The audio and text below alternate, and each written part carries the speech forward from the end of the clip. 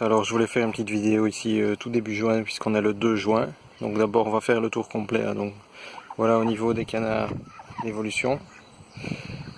Donc les petits, on va voir où sont les petits. Vous voyez là j'ai donné de la farine pour bébé. Et alors il y en a un qui est vraiment grand. Voilà, on le voit. Il est super grand en fait par rapport aux autres. J'ai rajouté ici un réservoir plus grand pour qu'ils aient plus d'eau au cas où je suis pas là la journée. Alors sinon, tant qu'on y est dans le jardin, on va faire le tour avec les fruitiers. Donc ici, ça pousse. Le petit potager ici au centre. Donc ici les choux-fleurs, à côté les betteraves, les brocolis. Alors là on voit les pois qui commencent quand même à bien monter. Les panais. Bon là j'ai mis des oignons aussi. Je fais un petit test puisqu'on a les mêmes dans la serre. Tout de suite plus grand.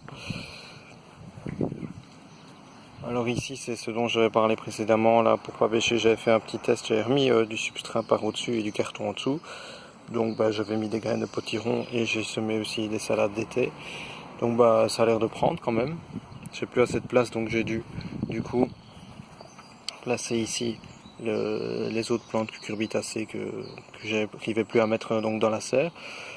Alors ici donc j'avais parlé que j'avais eu la cloque des pêchers. Et aussi sur le nectarinier d'abord. Donc je teste ici les coquilles d'œufs. Et alors j'ai mis, ici on les voit plus, mais j'ai mis des oignons, des oignons au départ ici tout autour, parce que normalement ça devrait diminuer donc les risques. Et alors ici, globalement on voit bien que ça va quand même assez bien. Voilà. Ici pareil, au niveau des pêches plates. C'était pas des oignons, pardon, de l'ail. Je ne sais pas pourquoi j'ai dit des oignons, de l'ail.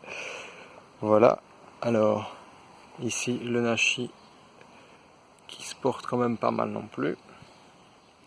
Voilà, les cerises qui commencent à jaunir, donc à mûrir. Voilà ici.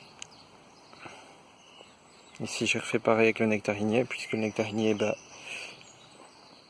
c'était celui qui avait eu la cloque en premier. Bon maintenant il a l'air de quand même pas trop mal le vivre. Ici j'ai mis des petites bouteilles, donc ça c'est une bouteille à titre d'exemple, parce que je vais en découper. Donc là c'est des bouteilles de Pepsi, mais je vais en découper pour pouvoir mettre des autres, parce que celle-ci donc elle n'est pas à moi, il faut que je la rende.